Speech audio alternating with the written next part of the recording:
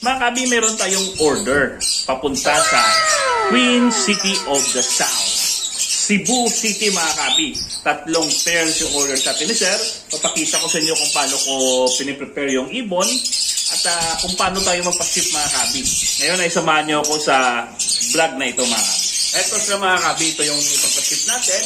Ayan, 3 pair yan mga kabi. Ito ay DF Viewing na Torque Parblo, tsaka DF Bio Parblo mga kabi. Tapos ito back-to-back na Torque Parblo Opaline. Ang dalawang itong mga kabi ay lahat yan ay back-to-back Opaline. Ito naman ay 2 green fishers. Ito ay possible red factor mga kabi. Possible na magbubuga ito ng RF. Dahil ito ay mga RF line mga kabi. So hindi pa ako nagpapa-out ng aking mga RF mga kabi. Ngunit itong sister na secret buyer natin ay naging kaibigan na rin natin. At the same time, suki rin natin mga kabi. Kaya ay bibigyan siya natin ng ating mga possible red factor na breeder mga kabi. Mga kabi, prepare na natin yung mga ibon. Paliguan na natin po sila. Tsaka ready for shipment na para mamayang gabi. Let's go!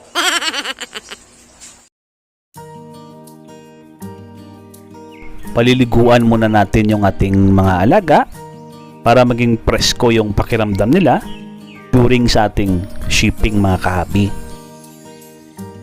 At the same time, malinis sila at presentable pagdating sa ating client.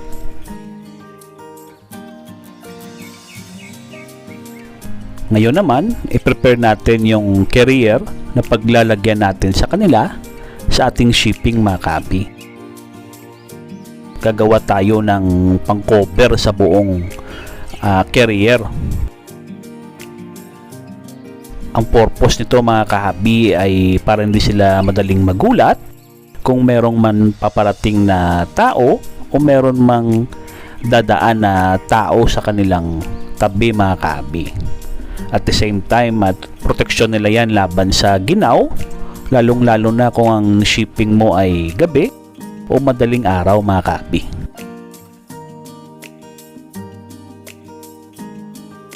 Ngayon mga kabi ay gabi na.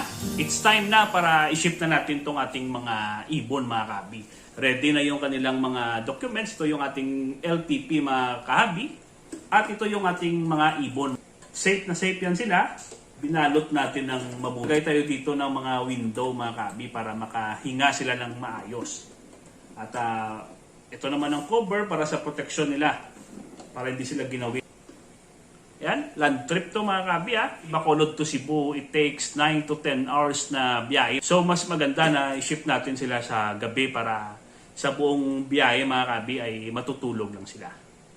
Yan mga kabi, at samahan nyo ako at ipapaship na natin tong mga ibon natin. Let's go!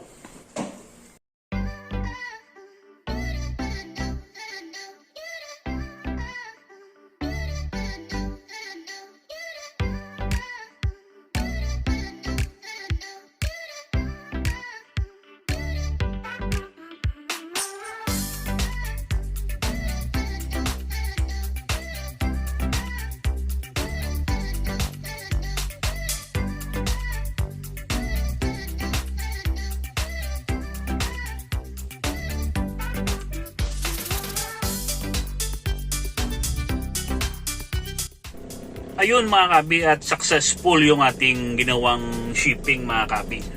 Ngayon ay uwi na ako at medyo late na rin mga kabi at makapagpahinga na rin. Maraming salamat sa inyong lahat sa pagsama sa ating short vlog ngayon.